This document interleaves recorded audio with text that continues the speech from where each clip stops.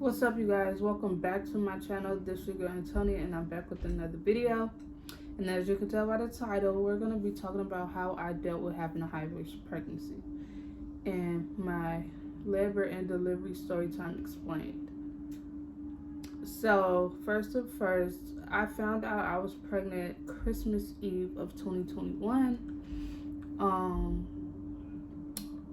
It really caught me by surprise. It really caught me off guard. It was something like I least expecting, given the fact that I just had my middle child in 2020. So I was not planning on having another child.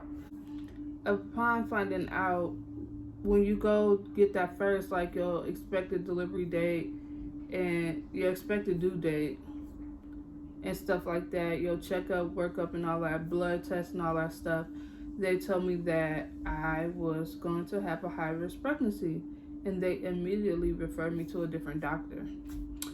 So I was diagnosed with a high-risk pregnancy because three things. One, I guess some diabetes stuff. They checked my sugar and it was on the higher side, so they was like I was like borderline diabetic.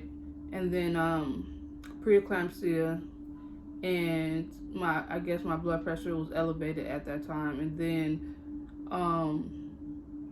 my kidney.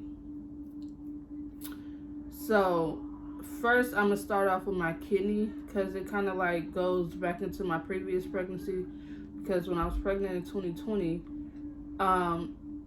I had a kidney infection, I guess, and they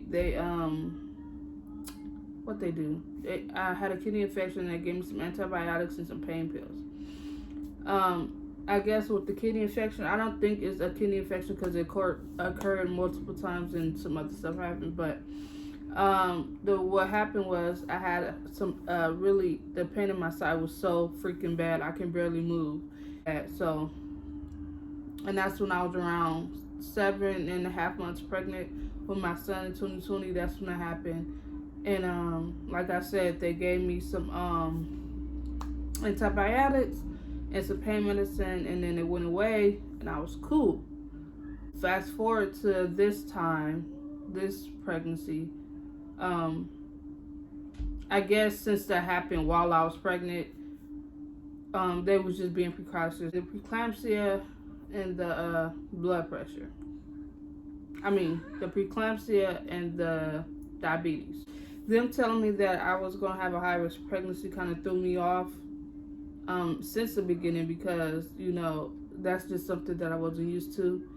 And my other pregnancies, it's been fine. I've been healthy, to my understanding. I've been healthy for as long as I can remember. So, when things start to happen with your body, or these medical conditions come up, it's a little scary, it's uneasy, and it kind of like put a damper in your enjoyment of your pregnancy, but for the most part, I gotta say I was cool, I was okay. No bad things are happening. He's healthy, I'm healthy, we cool. So when I get 6.5 months pregnant, that's when things start to get a little shaky. I had some pain, the kidney pain. The kidney pain came, and I went to the hospital. I was in the hospital for a week. I guess since I'm high risk, they monitor you for longer. I don't know. It was really the first time I ever been through something like that, so I really don't know if that's normal. But it felt like every day it was something new. Like I've never stayed in the hospital for that long. A week. I don't know. I'm normally like, false alarm, you all right? This, that, and the third. But it was like day after day. Oh, we gotta monitor you for this. We gotta monitor you for that. This, that, and the third. It was really depressing.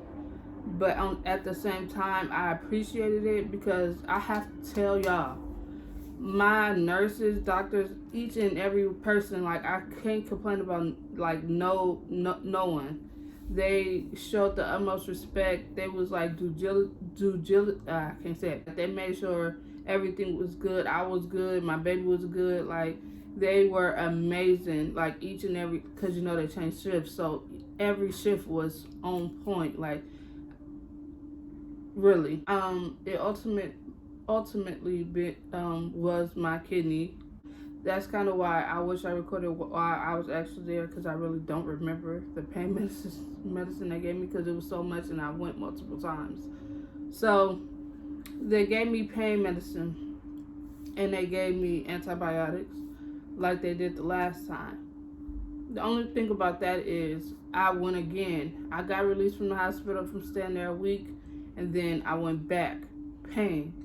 I went twice for the same pain, for the same reason. Well, the second time I thought I was having braxionated or contractions, because I thought I was going to deliver my baby due to being high risk and having preeclampsia, this, that, and third. But no, it was the kidney. They end up putting it's called a nephrostomy tube inside my kidney.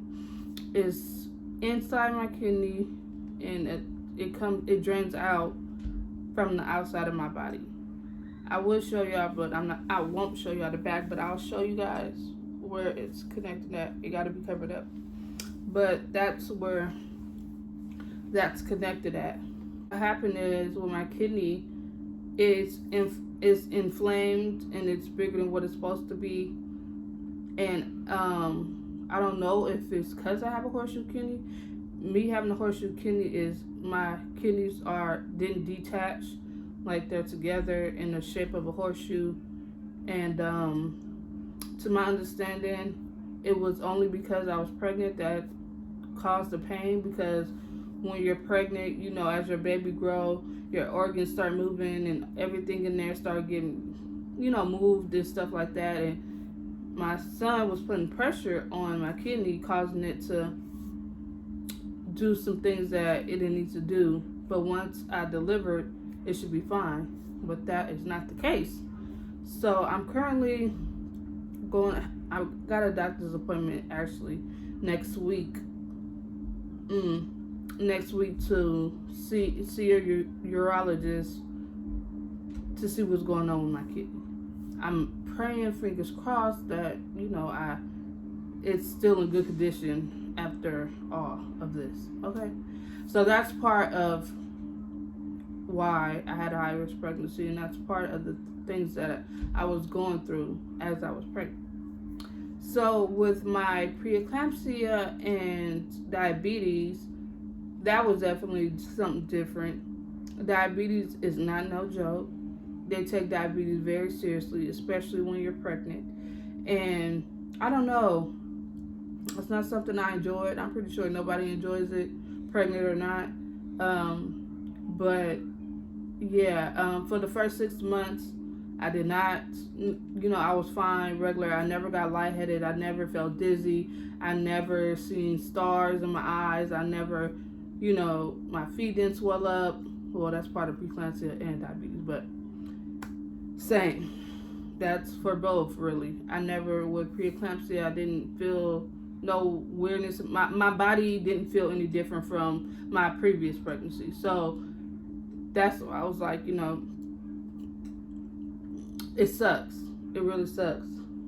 But yeah, I never felt any of them symptoms. I had to attend 3 doctor's appointments a week. 3 doctor's appointments a week. AP testing twice a week, and a diabetes check and blood pressure check the other day. So that's 3 tests a week. With the AP testing, non-stress test, that's when they just monitor your baby. That's when they monitor your baby heartbeat and the contractions, and they test the fluid. They do this to make sure your baby is not in your insides, doing everything he needs to do, moving how he's supposed to move, and breathing, heartbeat. It is what it's supposed to be at that point in your pregnancy. So I did that. My diabetes, I struggle with the diabetes because it's it's a certain level they don't want you to go over, and it shouldn't be too low at one point, it shouldn't be too high at a certain point. Like after you eat, it shouldn't be over a certain amount, and when you wake up, it shouldn't be over a certain amount, and things like that. But you know, I did eat all the things I normally eat, but I just ate less of it. And but they want you to change your whole diet, and I really wasn't prepared for that. And the way my budget is set up and the way I cook, it was just not happening. But that was that. I did have to take insulin eventually. I didn't feel anything. I didn't feel no different. So that wasn't bad. It was just the way my eating habits when I eat, like, I don't know. It was weird. I don't know. Only thing I can say about the diabetes thing is I feel like that kind of, because when they do that last sonogram to see is your baby sized or is your baby growing at the rate that it's supposed, at the rate the baby is supposed to be growing at that given time. And when they tested him, they said he tested small. And I feel like that, me having diabetes and having to watch how I eat and taking the insulin and stuff, I think that played a part in why my baby was small. But you know, it wasn't such a huge difference. Like he wasn't premature or anything, so I'm grateful for that. Well, preeclampsia is really scary. Just given, like, there's like, I don't know, your body medical things are just so weird, because it's like if you get a headache, you know, you can have a headache for multiple reasons. You could be sleepy, you can be hungry, you can, I don't know, be stressed out or anything. And but like a headache is one of many symptoms for a whole bunch of other things. But anyways, and it's so crazy because before I deleted my social media or took a break from my social media, I seen a girl, while I was pregnant, I seen a girl talk about her having high blood pressure and not knowing, and nobody wanted her, and you know, it just coming out of nowhere, and her baby passing on. And like, that's just, I guess that's really why they take it so serious. And I guess that's why I had to go to the doctors 3 times a week. Having all that stuff tacked on you while you're pregnant, like, how do they expect you not to stress? You know what I'm saying? Like, what? I don't know, but all those things played a part in my pregnancy. Thankfully, when I delivered, my baby was born healthy. He was born 6 pounds, and you know, he was a healthy baby boy, had all his fingers and toes. When I, you know, be in my feelings, or I be saying, oh, I wish she was a girl, or I really wanted a girl, or this or that, when I feel myself not appreciating what's growing inside of me, I always like go back to, you know, praying that he come out healthy, praying that, like, I feel like I'm being superficial, I should say. Like, don't worry about none of that. Like, you better hope he have all his fingers and toes when he come out. You better hope he healthy. You better hope he breathing when he come out. You better hope, you know, you just be grateful for it. Right, son, right. So when he came, I was very grateful. I was very blessed. I was really depressed about having this bag attached to me. It's really embarrassing. Like, I don't even know. I don't know how to explain it. It's still attached to me. I had this on for like 2 months. It's scary because I don't know. Like, I don't know how it's going to end. I don't know how, like, is my kidney damaged? Like, I don't know. I just don't know how to explain it, because it's like, there's no way you can prevent being diagnosed with a high-risk pregnancy. You know, one of the doctors was telling me, you know, because I was expressing to her, like, this is all new to me. It's kind of sad. I'm kind of depressed. I've never been through nothing like this. But it's like, as you get older, your body changes. And that's just something that you can't help. Just like they tell you, after 35, these things can happen, and that's just based off your age. You know, you know, it's just like, I don't know how to explain it, but I don't think there was no way that I could prevent it from having a high risk pregnancy. I guess it's just like, go to them doctor's appointments and continue to get those checkups and ask questions and stuff like that. Take the medicine that they prescribe and things like that.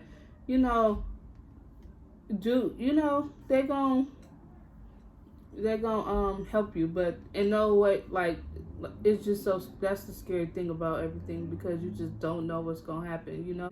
But I was starting to embrace my pregnancy, take pregnancy pictures and post and do all those cute things. But as soon as all this other stuff kept happening, I had this bag attached to me and all these doctor's appointments and all, just like, it felt like it was always something. So it kind of got to me, but I didn't want to go nowhere. I didn't go outside.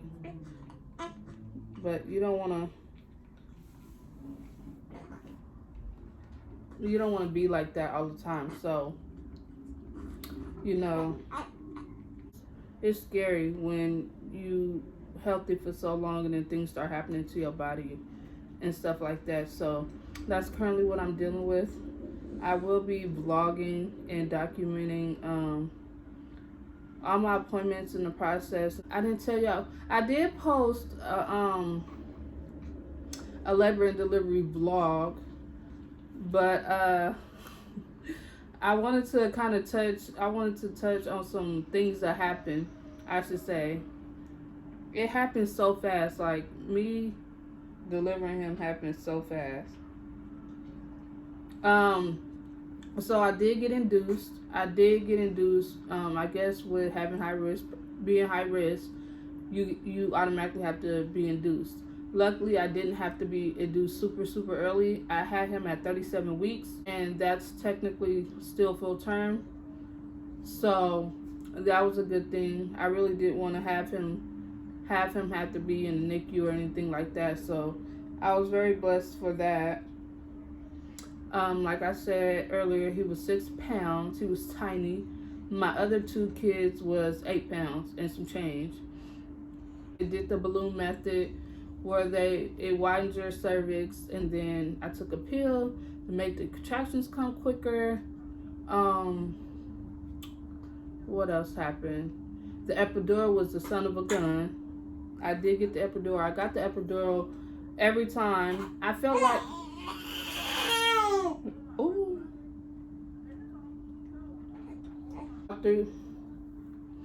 I got the epidural with all 3 of my boys every time. I felt like I could have went natural with him, just because how fast everything was moving. But them contractions was a son of a gun, like, no joke.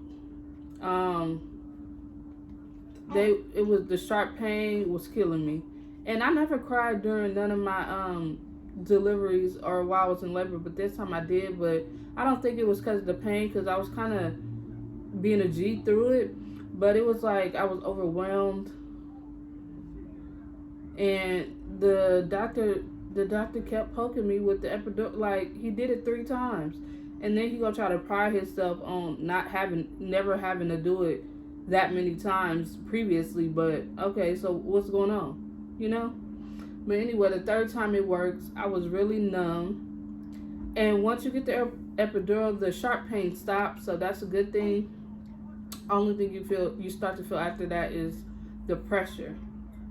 And once you start consistently feeling the pressure, that's when you're finna go into labor and things. So that's what happened with me.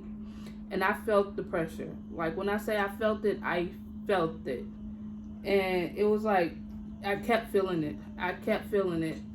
And I'm like, I need to tell the doctor. And I'm over here bucking my eyes, looking at my boyfriend, and he just looking at me like, what's going on? And I'm like, I feel like he coming. Like, I really felt like he was coming out on his own.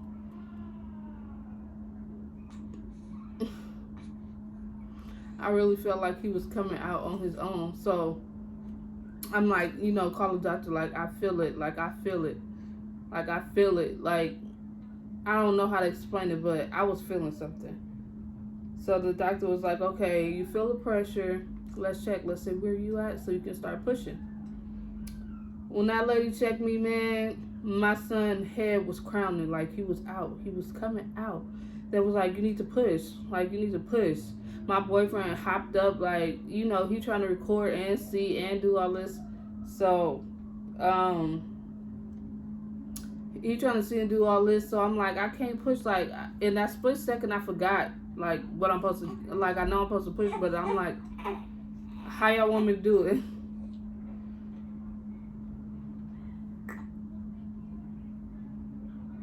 Oh, you want to go to sleep or you want to wake up?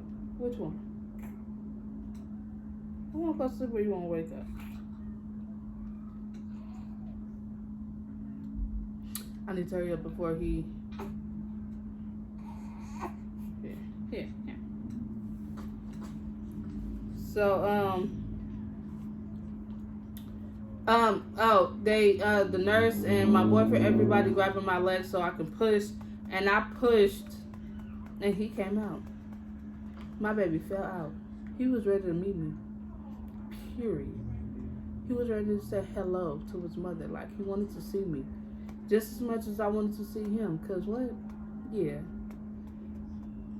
He was out, like, it split second, 5 seconds, push once. Like, I never experienced nothing like that. Like, every time I was pregnant, I had to push for quite a while. But this time, he wants to see his mama, baby. So, that's how quick it was. Seriously, like, that's how quick it was. Like, it happened so fast. And another thing about that is, the last time my middle child, I got induced too, but I went full term. I was 41 weeks, but I was full term. I got induced, and it only took me a day to have him. Like, I got induced the 19th. I had him on the 20th. I got induced on the 11th. I had him the 12th. So when people be like they've been in labor for like hours on end or days, I be like, but I had him quick as heck. So he looking for my boo. That's really it. That's my labor and delivery story time. I touched on some things about having high risk pregnancy and stuff like that and how I dealt with it. I hope you guys enjoyed this video. A little sit down video, a little talking video, get a little personal about my babies. But don't forget to like, comment, and subscribe. Comment down if you went through something similar or if you had a story of your own and how you dealt with it and how's it going so far. Thank you guys for watching. Bye.